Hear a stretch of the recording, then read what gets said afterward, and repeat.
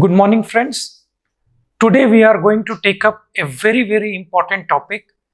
Although it may not appear to be part of your paper 2 of Indian polity, but the thing is that without understanding this concept, I don't think you will be able to either understand or appreciate either Indian foreign policy or the concept of non-alignment or any of the topics of international relations.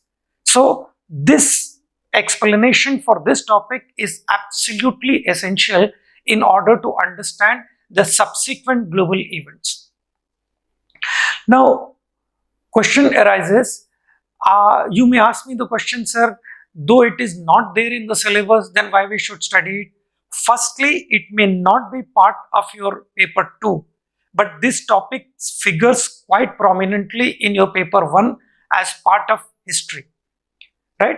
So as a result, and moreover, as I said, you won't be able to either understand or appreciate the global events that followed after 1945 without understanding the concept of Cold War.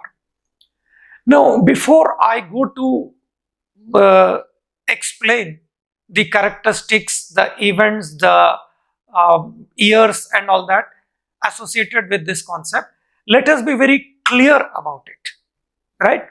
Now, what exactly is Cold War?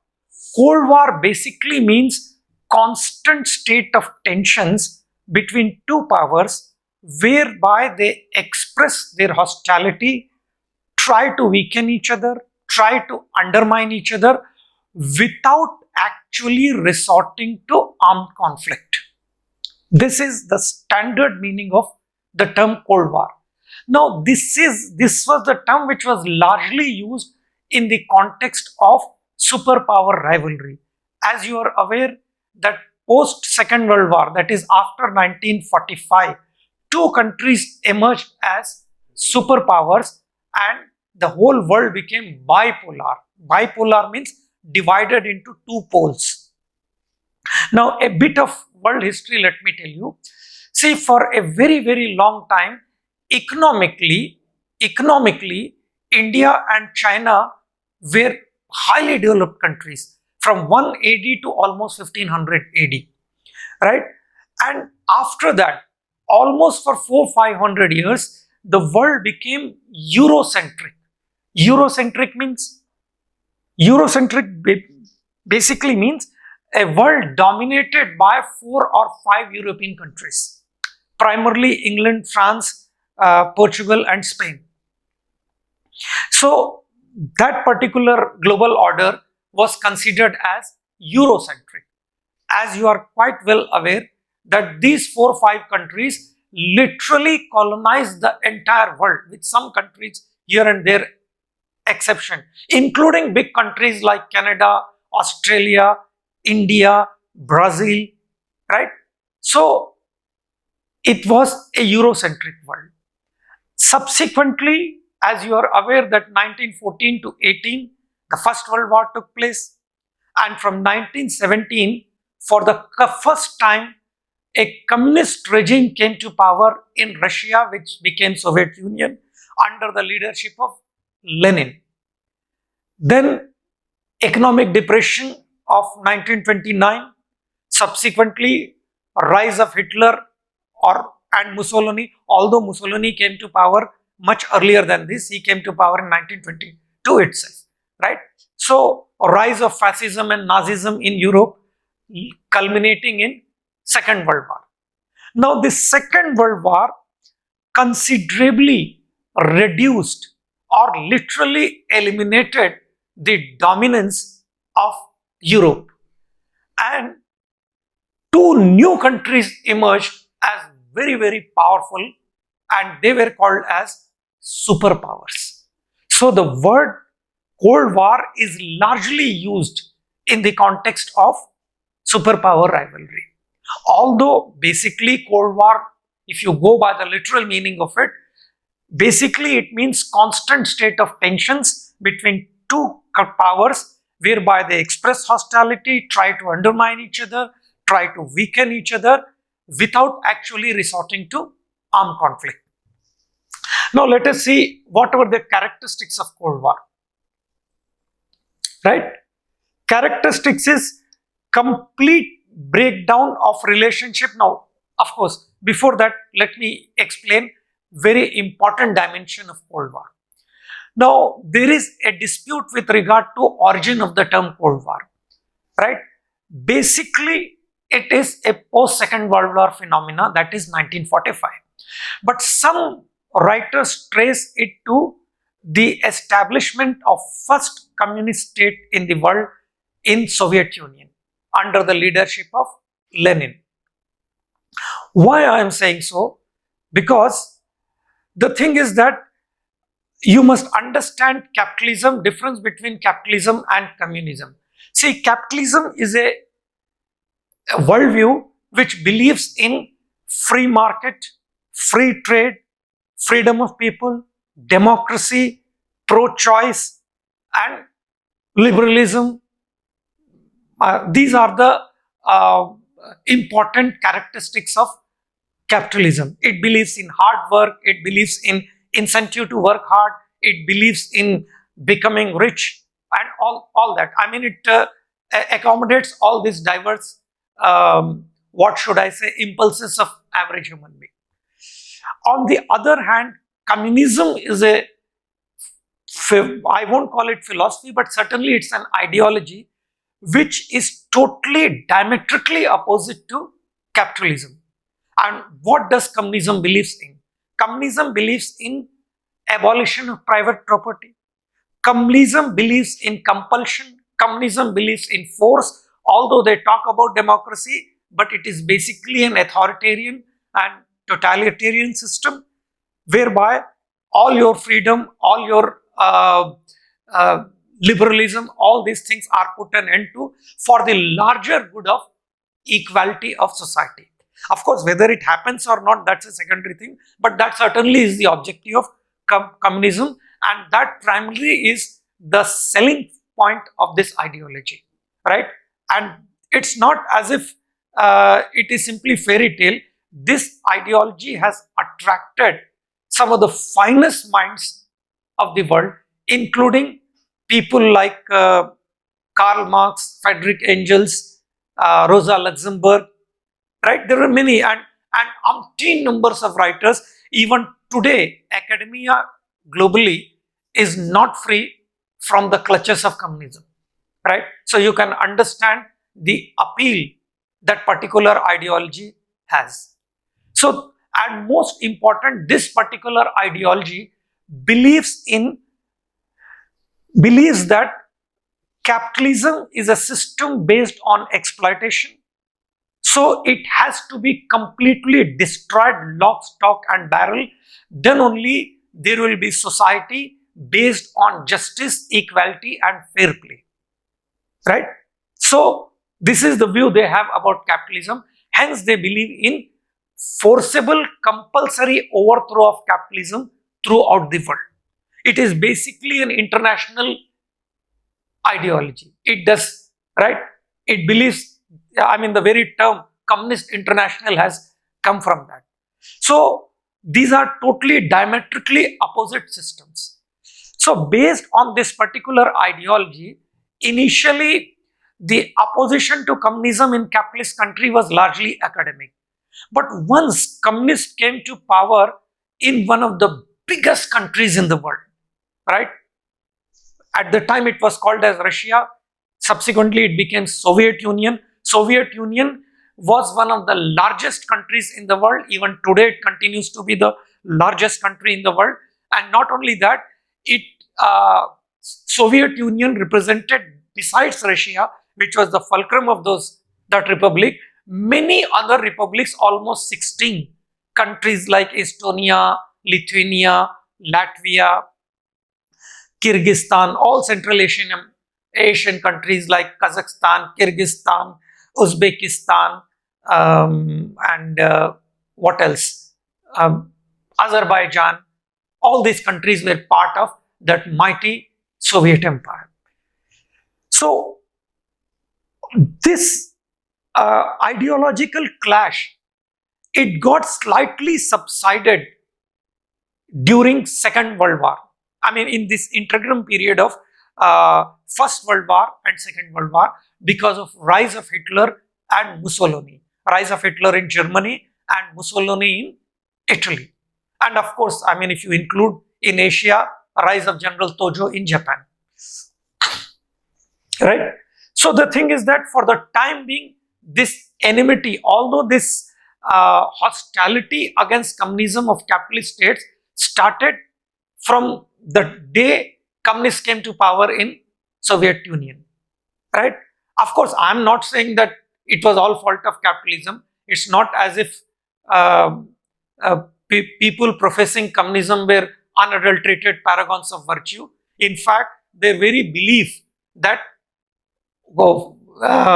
compulsory overthrow of capitalism from all over the world, it was enough to threaten and cause anxiety among capitalist societies which were liberal, which were free, which were highly democratic, which believed in rights, which believed in independent judiciary, which believed in constitutionalism, which believed in free press, which believed in free trade and all that. So it was a direct threat to the established systems of capitalism. So obviously capitalism also had to react to this particular new challenge. But as I told you, the fundamental belief of communism is that capitalism is basically an exploitative ideology. It is root of all evils, right? And there will be fair play, justice, a society based on justice, fair play and equality only once you overthrow capitalism from the world. So this created friction right from the day, as I said, communists came, what they famous called, the famous word Bolshevik Revolution or October Revolution, since finally they came to power in October under the leadership of Lenin. Now, this, as I said, this rivalry, this hatred towards each other slightly subsided because of the common enemy of fascism as propounded by Hitler and Mussolini. So for the time being, they came together, right? As you know, Second World War took place. During this particular war, Soviet Union was on the side of allies like England, France, and they were in turn supported by United States also. At that time, United States was not a superpower, but sufficiently a powerful country. It was not playing a very significant role in global politics. We say it was a case of glorious isolation since it was quite away from the mainstream world. But all this started changing from Second World War. And what happened in Second World War? The thing is that when Hitler finally invaded Poland, which led to Second World War, and it appeared that Hitler ran over one country after another. Similar thing was done by his friend, that is Mussolini. And similar expansionist policy we saw in Asia under the leadership of General Tojo in Japan. And this became a very powerful axis, the relationship between Japan, Hitler, Mussolini, Tojo, right? It became an anti-Komitan axis. In words, it meant anti-communist axis. So initially, very tactfully, Western countries initially supported this. But when Hitler and Mussolini became a far bigger threat to them, right, they joined hands with Soviet Union. Although, as I said, it's not that even Soviet Union was not playing any dirty game. In fact, they had Stalin at the time. By the time dictator Stalin came to power, and he had a secret pact with Hitler also, right? But it's a different thing that despite that pact, Hitler invaded Soviet Union. And that was the time when Hitler's fortune started changing. And it led to fierce battle between Germany and Soviet Union, in which millions of people were killed, right? And Soviet Union requested America, because other European countries were not in a position to challenge Hitler. As a result, Soviet Union requested America to open a second front. the way they open for other West European countries, right? Stalin was expecting that America will open for them also. But America for a very long time delayed opening of second front. What was second front? Suppose if Europe is here and Hitler ran over this Europe, right? So, and Stalin's army was fighting Hitler. What Stalin was expecting that America should attack Hitler from here, so that pressure, so that these armies will go towards the western side of the border against American, so that pressure on Soviet army will drop. But America deliberately delayed opening and very tactfully delayed opening of second front, thinking that, well, Hitler and Mussolini are our today's enemies, but our enduring enemy is Soviet Union. So both our enemies are fighting, let them destroy each other, right? But when threat of Hitler became too big, that was the time when they very casually opened the second front. And by the time Stalin's army, because Hitler committed one of the historical blunders of attacking Soviet Union at the wrong time, and German soldiers were not equipped to fight the war in high altitude completely with full of snow. The same mistake which the French general, what was his name?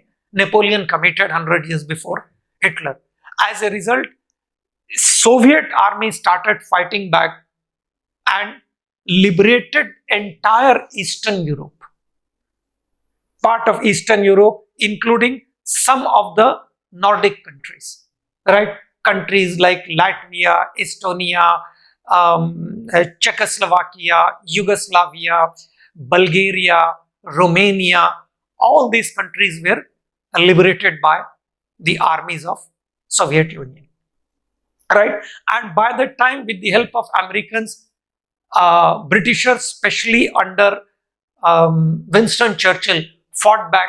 And as I said, after that, fortune of Hitler started changing. And that was the time when America also dropped atom bomb on Japan, using the pretext that it is Japan which sunk one of their boats, right?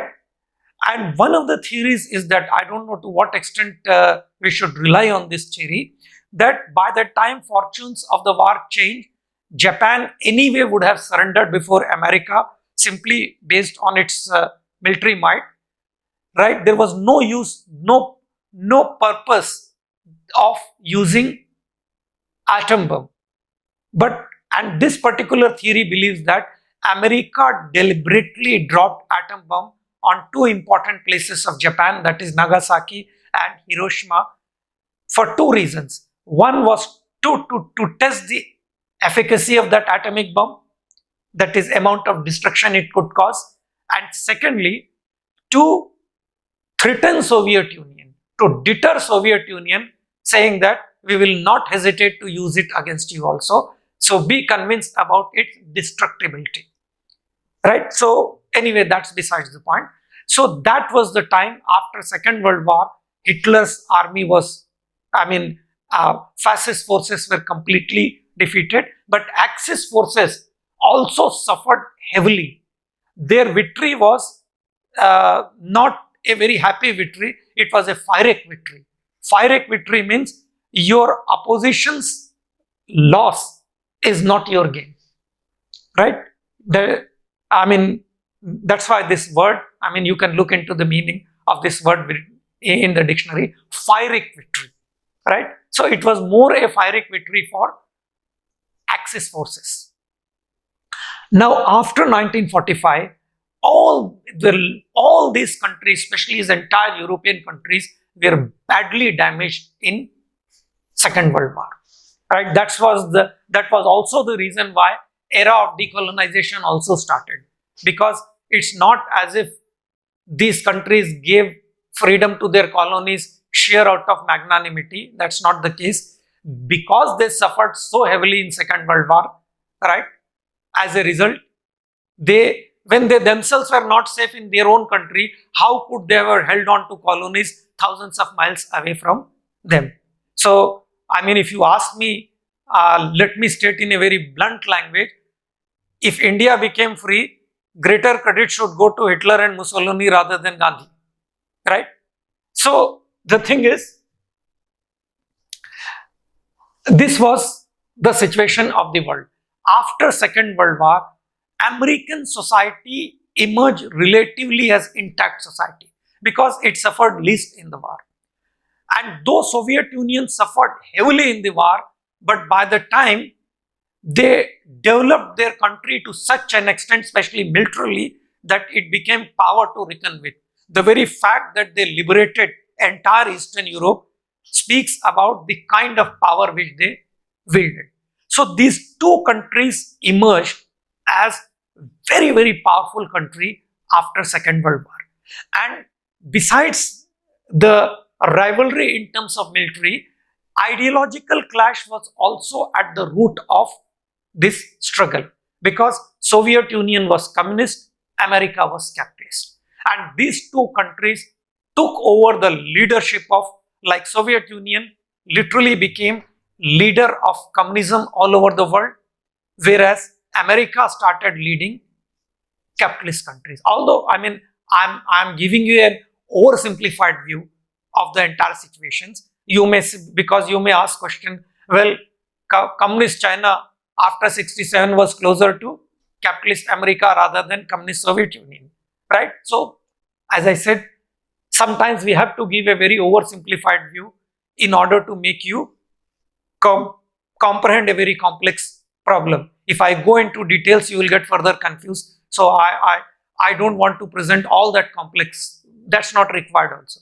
You simply remember, for communism, Soviet Union became leader for all communist countries, and for all capitalist countries, America became the ideological core. Now, what happened after 1945 was that, because by the time Americans thought that such a huge country has become communist, and communism is a direct threat to our systems, our worldview. As a result, we must do something to arrest its expansion, right? But what happened after Second World War? Since all Eastern European countries, which I said, Bulgaria, Czechoslovakia, Poland, Romania, Estonia, Latvia, Lithuania, all these countries were liberated by Stalin, and he refused to vacate these countries. And he started talking about safe borders. What Stalin meant by safe border was that he will not tolerate any non-communist or anti-communist government in these regions. So in order to counter that, America thought that there should be capitalist governments in all these areas, that is Western Europe, England, France, Greece, Portugal, Spain, like these countries, right? So, and there was problem with regard to Germany. Since Germany, all those countries that were blamed for starting the war, they were completely demilitarized. I mean, similar thing happened in Japan. You should know that the most pacifist constitution was imposed on Japan, and that constitution continues even to this day, right? Similarly, Germany was completely demilitarized, and it was divided into 4 parts. One part was kept under the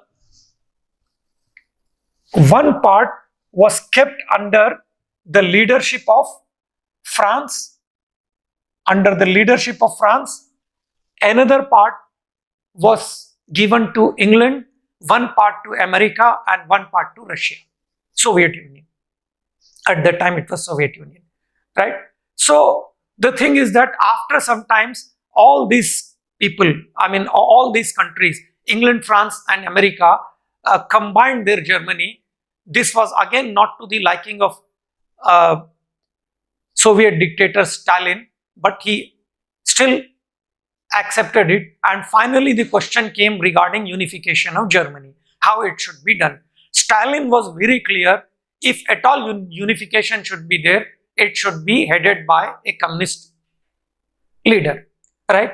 And Western powers were not comfortable with that idea. They never tolerated communism and they thought that let there be democracy, right? But it was not acceptable to Stalin. As a result, finally, Germany was divided into East and West. West Germany becoming capitalist, East Germany becoming communist and under the influence of Soviet Union, right? So this Americans were alarmed that, I mean, in 1917 or 18, one of the largest countries in the world became communist. And after Second World War, entire East Europe became communist. So they thought that what we should do in order to prevent the spread of communism. And please remember, even Western Europe was a war-ravaged economies, and in all such situations, the ideology of communism grows. It finds new acceptability. It finds people get fascinated by it, right? And they think that, well, this is, I mean, a messiah-like complex and situation develops, thinking that, well, communism is the answer to all the evils, to unemployment, to ethnic tensions, to religious fundamentalism, to fascism. Communism is the only answer. And increasing number of people will get convinced by that, right? Their promise that there won't be unemployment, there won't be any exploitation. It is a society based on equality, justice and fair play. So obviously when these countries, this ideology was having lot of acceptance or lot of acceptability in European societies. Of course, I'm not saying that kind of complete acceptance or willing. There will be element of force, there will be element of threat, there will be element of subversion. Even all these things also are played by, I mean, both the ideologies, communism as well as capitalism, right? There is, none of the parties are, as I use the word, unadulterated paragons of virtues, right? So let us be very clear. Communist ideology, communism started finding some sort of initial acceptance even in Western Europe, right? And some communist movements developed, and communism always believed in taking over power forcibly also, right? So some sort of, what should I say, rebellion started occurring in some of the West European countries also.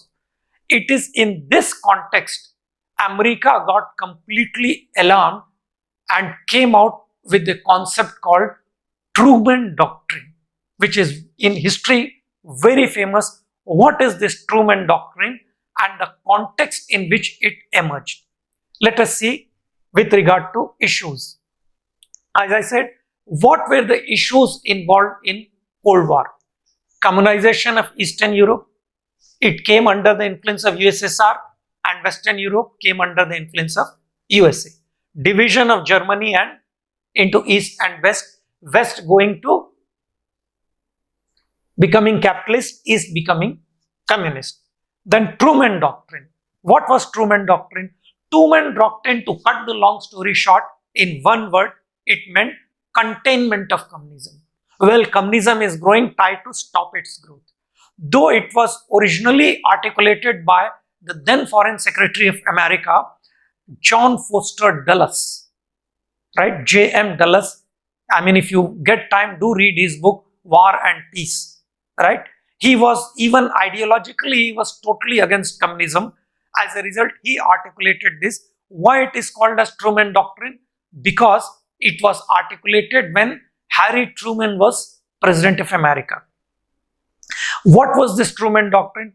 Containment of communism. Please contain the growth of communism.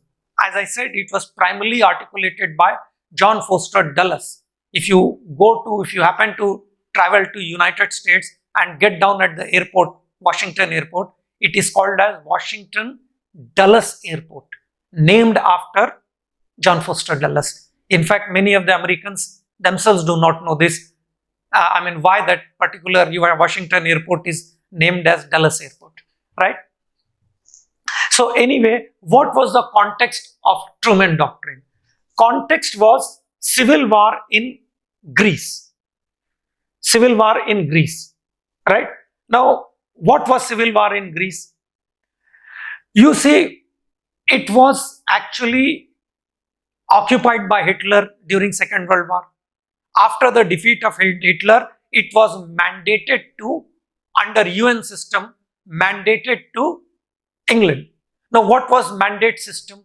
See, if any country is colonized or any country is not free, right, providing a semblance of governance controlling that country, prepare it towards self-governance and then grant it independence. That was mandate, in short, the mandate system of UN. For that, they exclusively had an important organ called trusteeship council, trusteeship council, right?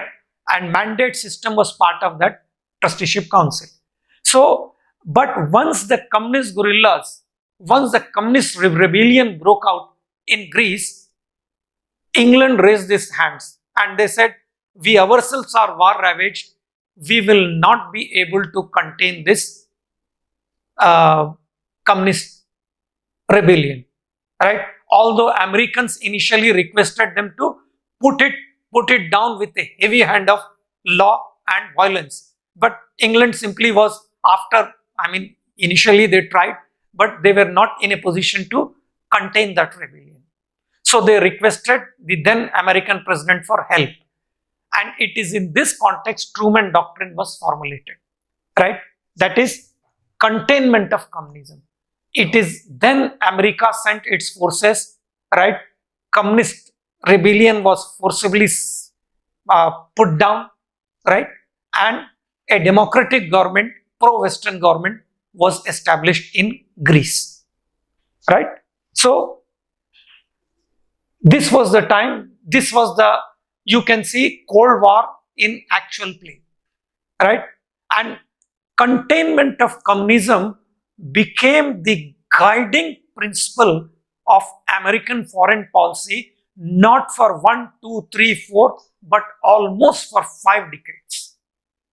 For 50 years, America was primarily guided by the logic of containment of communism. That is, prevent communism from spreading. So, this is about Cold War. Now, after that, some West European countries, as I said, they were war-ravaged economies, they conveyed to their leader, that is at that time it was America, that see, there is a huge unemployment, there is recession, there is stagnation in the economy. If this does not get subsided, then there is a very real threat that there will be communist subversions from within. It need not be from outside forces, though outside forces were always there, but the thing is that we will not be able to stabilize our society and they may be taken over by communism. It was a real threat. As a result, the America came out with the idea, they said it is not, so there is, and plus Soviet Union, by the time it appeared that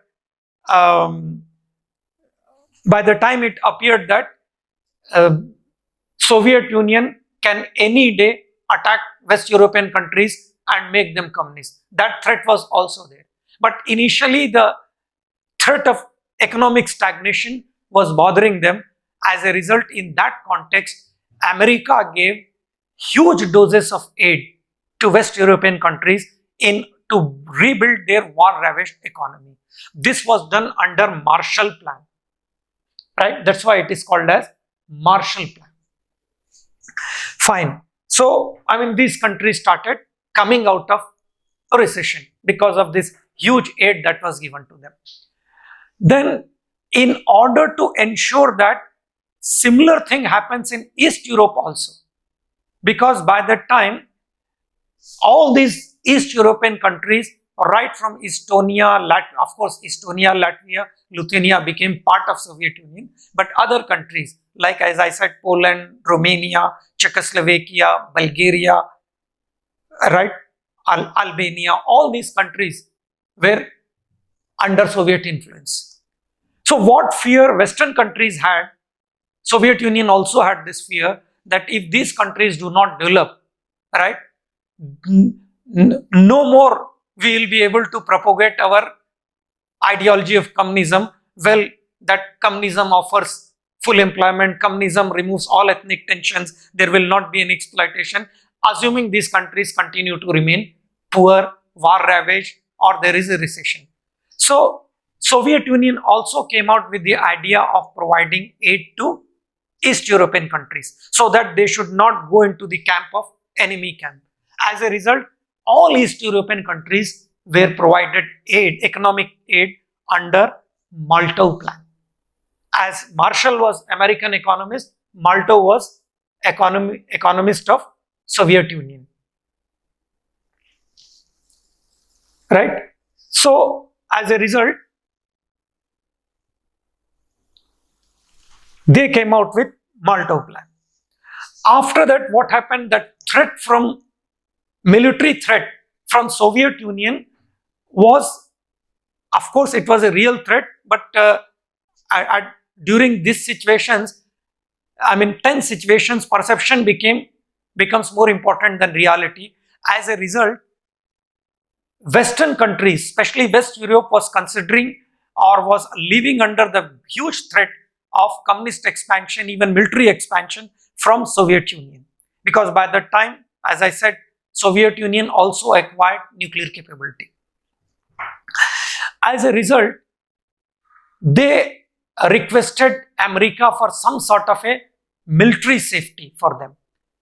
And it is in that context, in 1949, America came out with a military pact called NATO, North Atlantic Treaty Organization. Right? America, Canada, all West European countries became member of NATO. Now, it was basically, please remember, a military pact, right? And what this NATO conveyed, it was based on the idea of collective security. What is collective security? That hereafter, if Soviet Union tries to attack any one country, even weakest country like Portugal, it will be counter-attacked by the combined might of all these countries, including United States. Right? This was the idea of collective security. Right? That is, attack on one is attack on all, aggression anywhere is aggression everywhere. The purpose was to deter Soviet Union against any possible designs of expansion in West Europe. Right? So they thought that with this pact, we are safe against any Soviet attack. Now, it's not as if only one party will have apprehensions, fears and doubts. The other party has equal, because during such stalemate-like situation, both the powers are equally vulnerable. So Soviet Union thought that, well, when they have come out with such a collective security pact, what about Eastern Europe? What about Soviet Union itself? Right? So then Soviet Union came out with a similar pact called Warsaw Pact. As you know, Warsaw is capital of Poland, which was the ally of Soviet Union post Second World War period. So Warsaw, they signed Warsaw Pact with all East European countries like Poland, Czechoslovakia, Bulgaria, all these countries, right? I mean, you include entire Eastern Europe, Romania. So the thing is that, and what they wanted to convey, similar logic. Attack on any one of us will be attack on all, and they will have to face the combined might of all, what they, then they used to call it as Eastern Bloc, headed by Soviet Union. Right? So this created some sort of a what we call as MAD. MAD means not a lunatic puncher. Here MAD means mutually assured destruction. Means if you attack us, if you try to destroy us, you will not be safe. So they thought that this will ensure peace in the world, right? So Molotov Plan. After signing of these pacts, Cold War started subsiding in Europe, right? But ideological clash between Soviet Union and USA continued. See, in Europe, it entered the phase of relative peace, right? And as I said, Cold War started subsiding in Europe, right? After that, there was one of the famous German chancellor by name Willy Brandt. He wanted to, promote some sort of a peace and understanding among East and West European countries, because by that time, to use the phrase of Winston Churchill, an iron curtain was raised across East and West Europe. Means there was no interaction between East and West European countries, no relations, nothing. Iron curtain completely. So Willy Brandt tried to raise this iron curtain somewhat way by their famous accord called Helsinki Accord. Under that, iron curtains, they thought that, well, rivalry can continue, but within rivalry, we can be peaceful, right? We can have very peaceful relations. We can interact in a manner which is mutually beneficial to each other, right? So Cold War started subsiding. The term used for this is détente. Détente means easing of tension. See, détente is not antithesis of Cold War. Détente does not mean Cold War end. Détente simply means it will become peaceful. It will means easing of tension. Conflict will continue, but in other dimensions, right? So this is, don't confuse the word détente as antithesis of Cold War. It simply means easing of tensions. So there was easing of tensions in Europe, and Cold War did not end. Theater of Cold War shifted from Europe to Asia. And the first country that came under the grip was China. China, please refer to my lecture on India-China relations. You can get some brief history there. China was at that time ruled by a leader of Kuomintang party by name Chiang Kai-shek. And he was facing the rebellion from communism. Communist leaders, the communist movement in China was headed by Mao Zedong and Zhou Enlai. And they were getting ideological material and all kinds of support from Soviet Union. Because basically communism is an ideology which believes in spreading. It cannot be confined to one or two countries, right? You can't say that, well, communism has come here, I have nothing to do with other countries. It is basically an international. That's why the term used is Communist International, right? So the thing is that although they kept denying, they say we simply got ideological support. It's not that. They got complete all kinds of support, including strategic defense, armed support they were getting from Soviet Union, right? And in order to contain that, America thought that what are the forces that were fighting communism in China? It was the then leader Chiang Kai-shek. So Western power started supporting Chiang Kai-shek. But finally, the regime of Chiang Kai-shek was badly discredited in China because there was mass poverty, there was mass, sometimes famine, sometimes huge exploitation and all that. As a result, communists succeeded in taking over power from Chiang Kai-shek, who had to fled his own country and took shelter in a place called Formosa and started ruling from Formosa, which subsequently became Taiwan. To know more about this, please listen to my lecture on India-China relations and as well as India-US relations. So the thing is that communists took over power in China.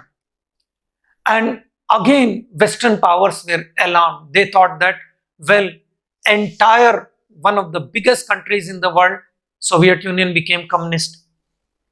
Then entire East European countries became communist. Now another big country, China, also became communist. So they were quite alarmed.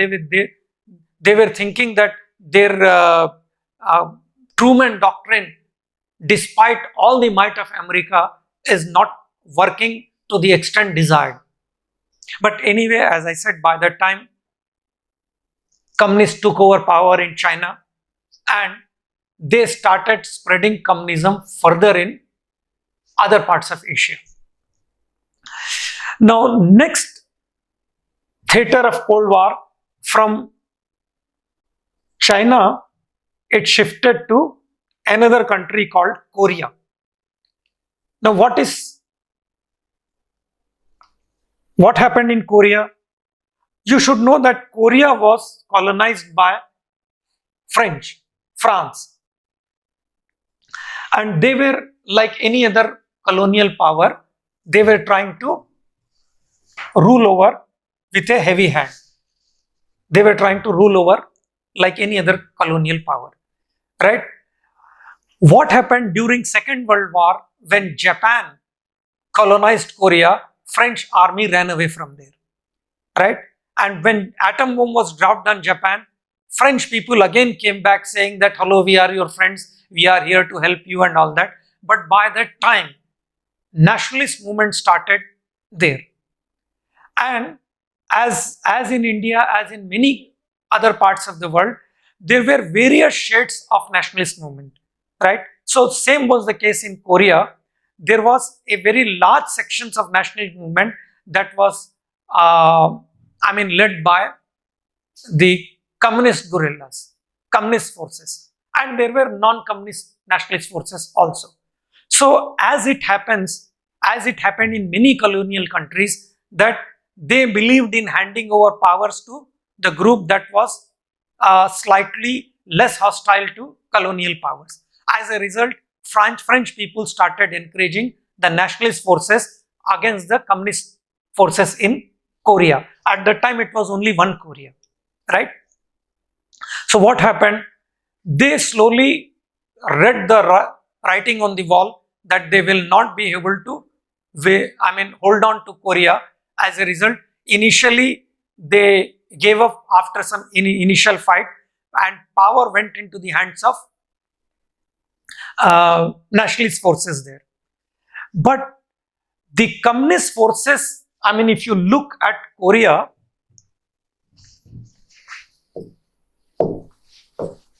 if you look at Korea, suppose if it is something like this, right?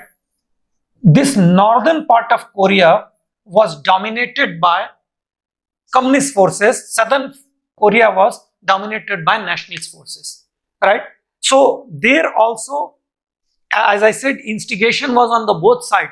They were supported by China, which was quite near to them, in turn supported by Soviet Union, and here these forces were supported by France and in turn supported by US.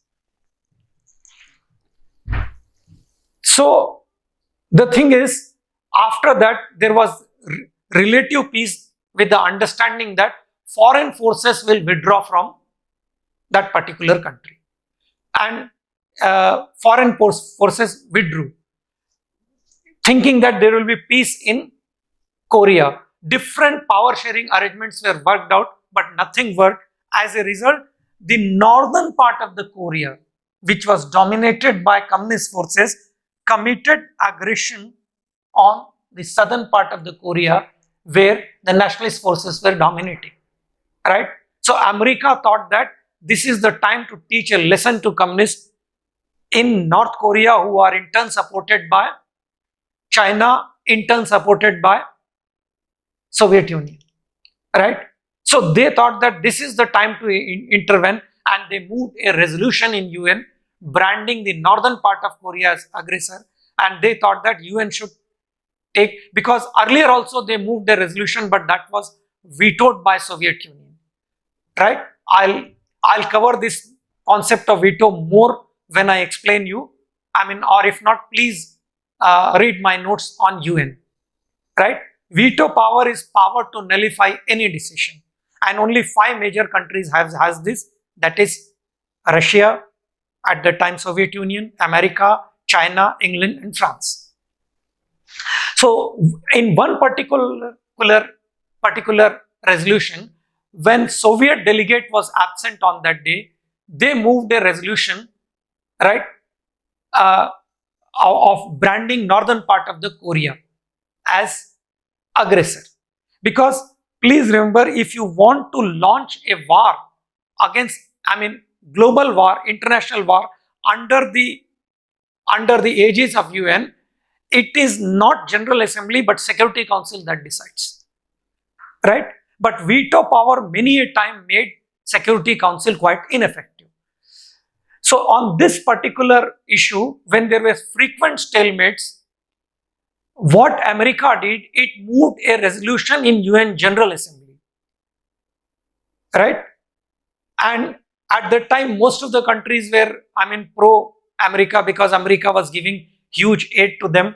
So as a result, there, America managed to pass this resolution called Uniting for Peace Resolution, under which UN forces were sent to Korea to quell this communist rebellion, right? Although they never say that this is our purpose and all that. Purpose was basically to, I mean, contain communism or to erode the communist basis in Korea.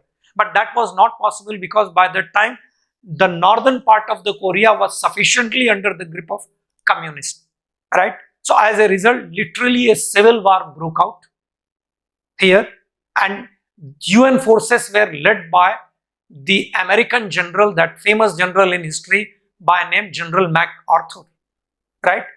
And finally, many other power sharing after the war, civil war, many power sharing arrangements were worked out. None of them worked, because it was not acceptable either to America or to Soviet Union. And finally, it was decided to bifurcate North Korea, I mean, to bifurcate Korea across 38th parallel, I think, right? 38th parallel line latitudes. So North Korea became communist, South Korea became capitalist. So this is how Korean crisis ended, only after bifurcation of Korea into two.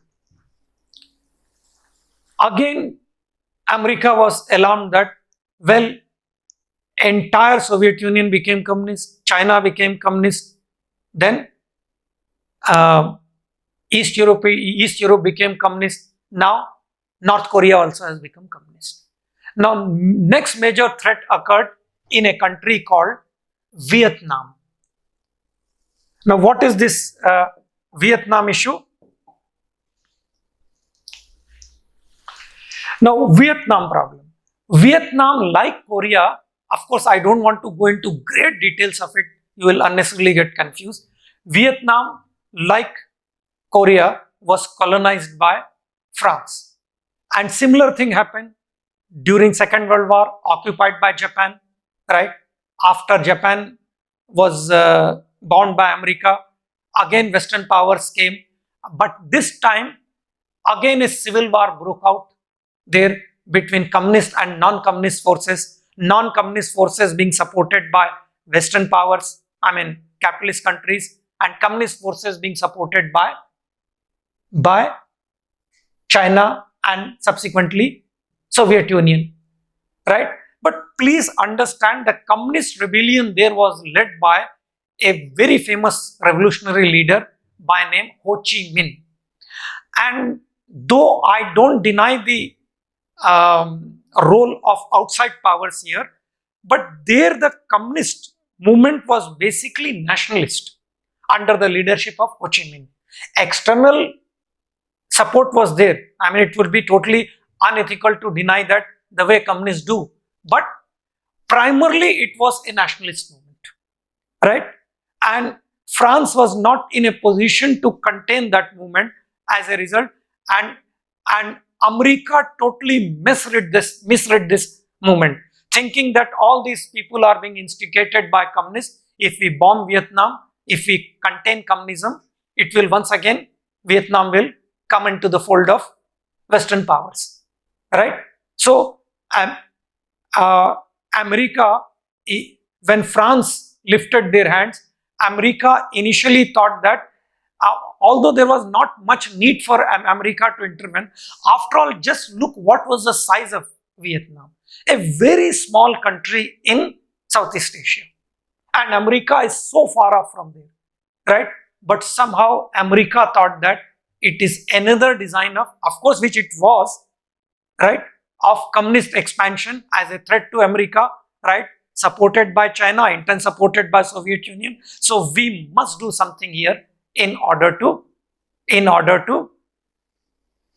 erode the communist influence in Vietnam, which with the best intentions of America wouldn't have been possible, because as I said, primarily it was a nationalist movement, though supported from outside by China and Russia.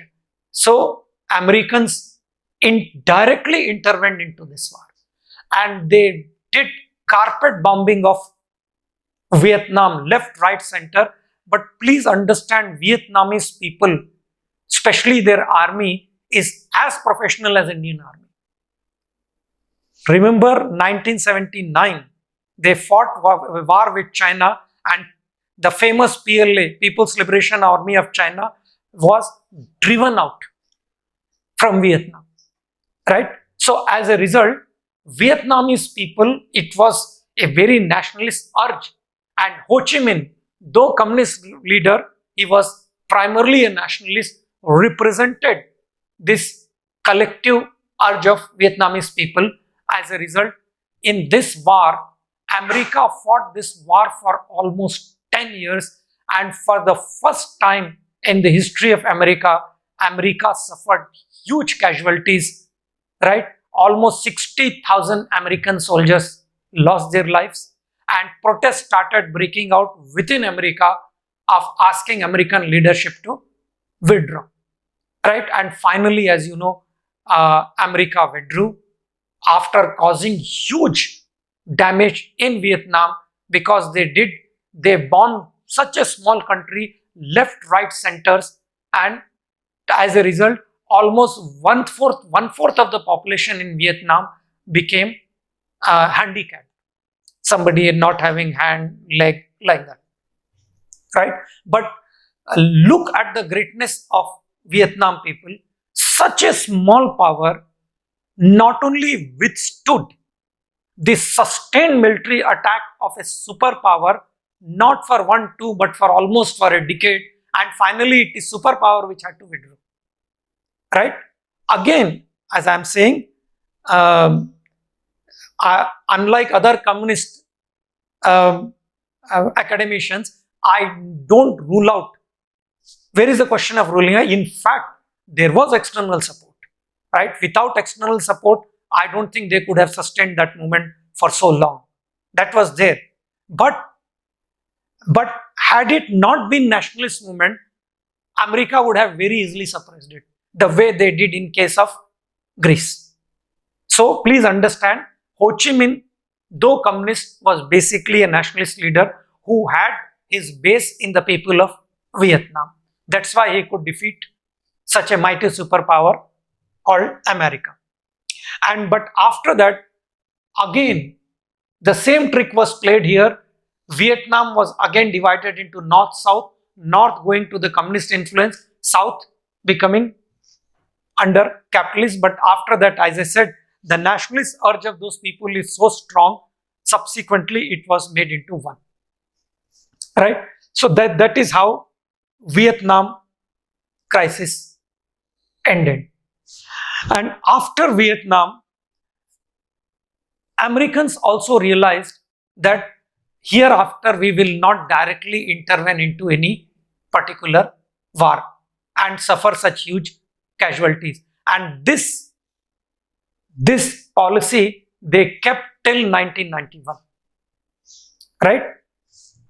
Of course, they were attacking some small countries here and there like Grenada in order to ensure that favorable regime comes there. But after that, America, it is said that once bitten, twice shy. America's position was that because they were defeated by such a small country, though America was such a huge superpower. But fact is that America did not withdraw because of the might. This is also a fact that America did not do merely because of might and resistance in Vietnam. America withdrew because of hostile public opinion within United States. That was also the factor why America withdrew. Right? See, after Vietnam, there were problems in West Asia. This perhaps I'll explain you in a separate chapter when I cover Arab-Israel dispute and Arab Springs or problem in West Asia as a separate chapter. But just remember, the scene of Cold War shifted from East Asia to West Asia in the form that both Soviet Union and America were supporting opposite parties. Not only opposite nations, but within a nation. If Russia was supporting Sandinista regime in Nicaragua, America was supporting the rebel forces.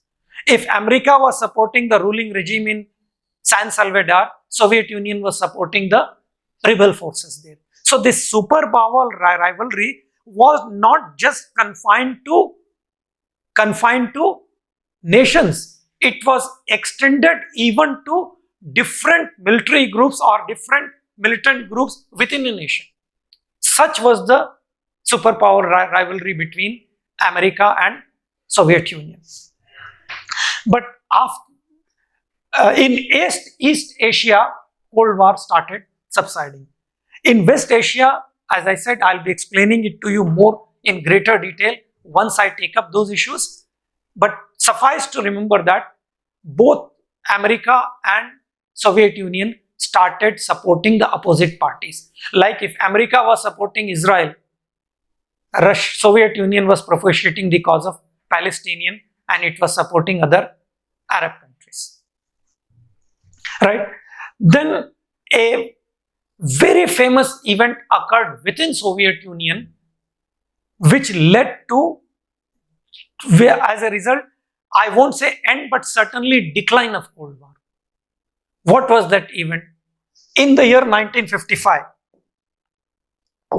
by that time, Stalin died and Khrushchev became leader of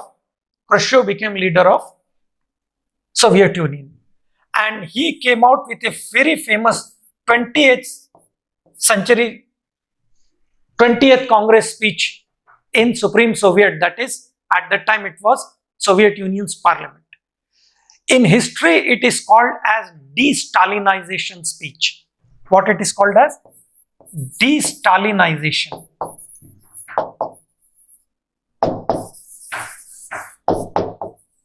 De-Stalinization speech. In this particular speech, Stalin was a very hardcore dictator who committed violence in unimaginable scale, right?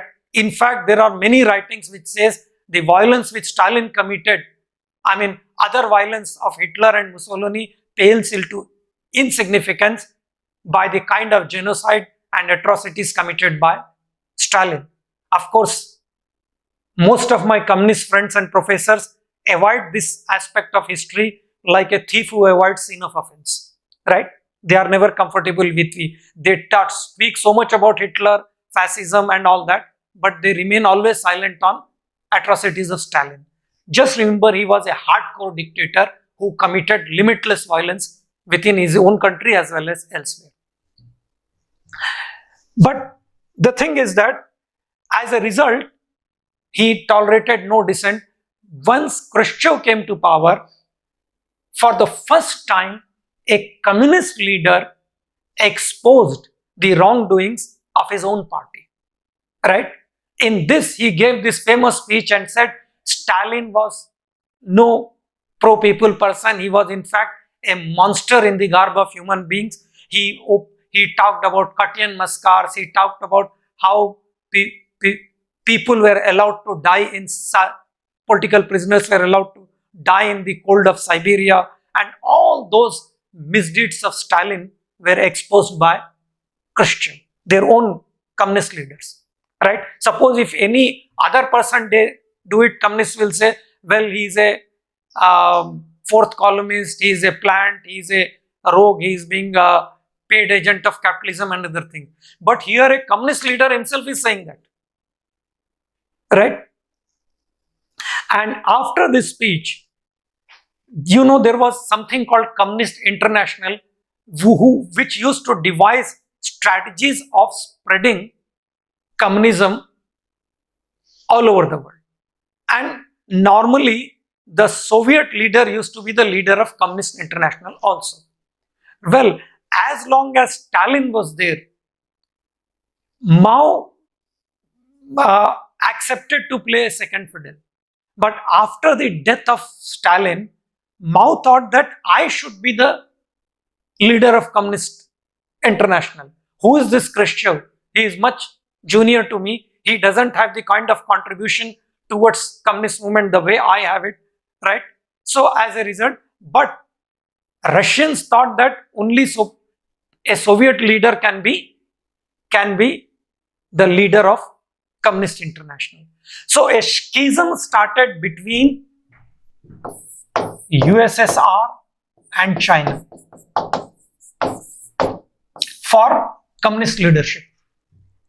And that is how Communist International got broken, right? As a result, you can find communist parties getting divided all over the world, including India. Till then, we had one communist party which was totally pro-Soviet, that was CPI. But after this, we had one more party which was pro-China, that was CPM, right?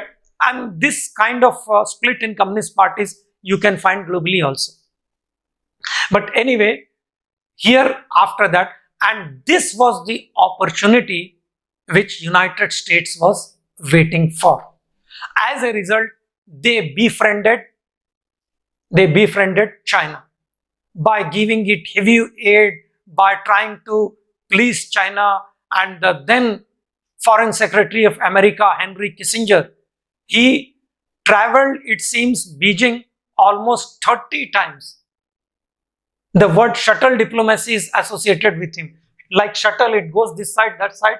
So he indulged in what we call as shuttle diplomacy, and successfully convinced the Chinese leadership to come out of the clutches of Soviet Union and be the leader of a separate communist bloc, right? As a result, he succeeded in doing that, and split in Communist International, right, made Americans convinced that, well, communism is not such a big threat as we were imagining, because they have successfully split, and two powerful countries. It's not, had the split been between Soviet Union and Poland, it wouldn't have created any problem. But Soviet Union and China, another big country, another powerful country, right? As a result, Americans heaved a sigh of relief, thinking that, well, and this was, I tell you, the time when Cold War actually started declining. Although it did not end, but certainly the process for the decline of Cold War started with the split in Communist International. And even in Europe, by that time France went out of the fold of NATO, and there were some movement against communism in East Europe also. Like in 1956 in Hungary. Hungary also is East European country which was under the fold of Soviet Union. Although Soviet sends its army and suppressed that rebellion. Similar rebellion occurred in Czechoslovakia in 1968. Again, Soviet Union sent the mighty Soviet army and suppressed it. And by that time, many West European countries also started questioning the domination of America, and one of the prominent countries was France. And it even went to the extent of coming out of NATO. Right? So Cold War started declining. Right? because by the time one of the powerful communist countries, which was rival to Soviet Union, China, became totally pro-America. They became very quiet, and as I said, I mean, because on account of Henry Kissinger, he convinced Chinese leadership, and China started receiving huge doses of aid to, America started sending huge doses of aid to China in order, and they succeeded in splitting Communist International, and that resulted in further easing of tension, and the process for the decline of Cold War started.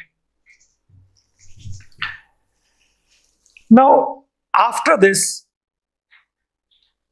Cold War remained dormant with, Soviet Union and America supporting opposite parties in small countries like Venezuela, Guatemala, Latin American, Central American countries, right?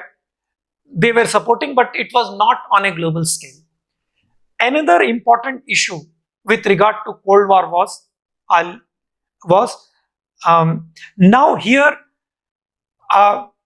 when after America successfully bringing out China from they thought that threat is not so much, but threat came in the form of Cuban Missile Crisis. Now, what was Cuban Missile Crisis? Point number 11. You see, by that time, because of indigenous movement as well as support, see, there will always be support for such movements. Under the leadership of Fidel Castro, communists came to power in Cuba. And you can see, Cuba is a country which is very, very close to the United States of America. In fact, if you go to the southernmost part of America, in Florida, Keys, you can even look at Cuba from there, right? So it is so near to, but that country became communist, and America became quite perturbed about it, supported by Soviet Union. Not only supported, in order to ensure the security of Cuba, Soviet Union deployed its missiles in Cuba. Now, once Americans came to know this, they made it very clear, either this, at that time the President of America was John F. Kennedy.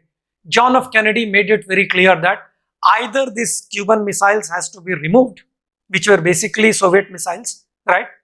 If not, he is going to bomb Cuba, and he will not hesitate to use atom bomb.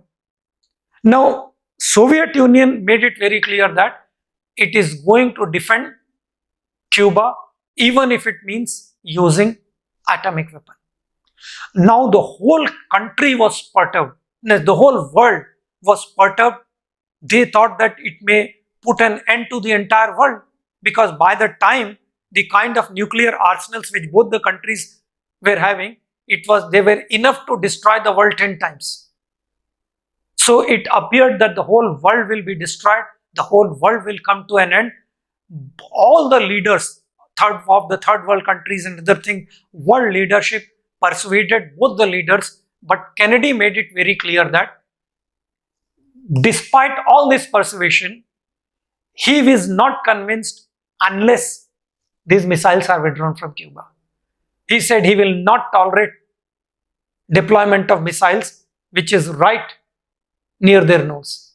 So most of the leaders went and convinced Khrushchev about withdrawing them, right? And finally, better sense prevailed in Khrushchev, because primarily in this context, he was at the fault, right? I'm sure Khrushchev wouldn't have tolerated had America deployed these nuclear missiles in Poland or in countries like Romania and all that, right? So similarly, odds were on Soviet Union to withdraw, and finally with the persuasion, better sense prevailed in Khrushchev, and he withdrew missiles from Cuba. That is how a third world war, which would have put an end to this world, was prevented. As I said, after splitting, this was 1962, right? So after that, as I said, there was decline in Cold War, Communist International split and all that. Now, there was a lull in Cold War almost for 22 decades. Then another major event occurred, that was in Afghanistan. I will tell you more when I explain you about Afghanistan. Please remember, in 1979, I mean much before that, in quick succession, one after another, three pro-Soviet governments were established by Soviet Union in Afghanistan, starting with Nur Muhammad Taraki, and Muhammad Najibullah, and perhaps I don't remember the name, and Nur Muhammad Taraki, Najibullah, Barbak Karmal, all were, and when they were facing the combined might of Mujahideen armies, which was sponsored by Pakistan, America, Saudi Arabia, and all that, they requested Soviet Union for help, and Soviet Union army literally went there as liberating army, but stayed there as conquering army. As a result, Afghan war broke out, and to date, Afghan has not stabilized after that. Right? So, many people call it as re-emergence of Cold War or Cold War II. Right? But here, all countries were not involved. It was basically Pakistan, America, Saudi Arabia, and some Muslim countries against Soviet Union. Right? So, in this war went on for almost 10 years, from 1979 up to 1989, and finally Soviet Union collapsed. Because though communism sounds a very, very desirable philosophy, or ideology, but in reality, they turned out to be literal monsters by suppressing people, by taking away all their rights, indulging in mass killings, subversions, right? And Politburo, they talked about equality, but Politburo became the biggest privileged class, right? And they imposed worst form of dictatorship, as this was the reason why communism collapsed in one East European country after another. And finally, it collapsed in Soviet Union itself, right? So, all this promise of full employment, no ethnic tension, economic stability, economic progress, happiness to the people, all turned out to be mere euphoria, right? In reality, there was a complete and ugly dark reality. In fact, communism collapsed because of these factors, because of extreme poverty, because of unemployment, because of low growth, because of stagnation, because of ethnic tensions. If there was no ethnic tensions, why all Islamic countries came out of Soviet Union? Countries like Kazakhstan, Kyrgyzstan, Uzbekistan, all these countries, right?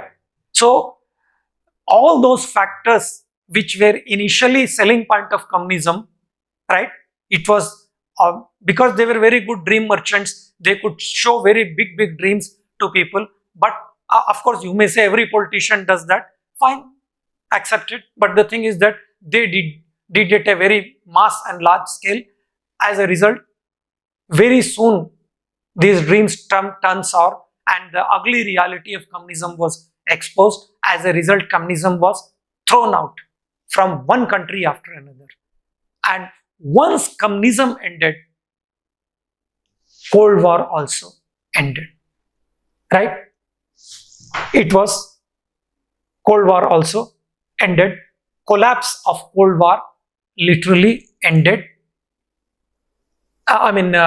This once superpower rivalry, and once Soviet Union collapsed, world from bipolar became unipolar, and this is how situation remained almost for decade.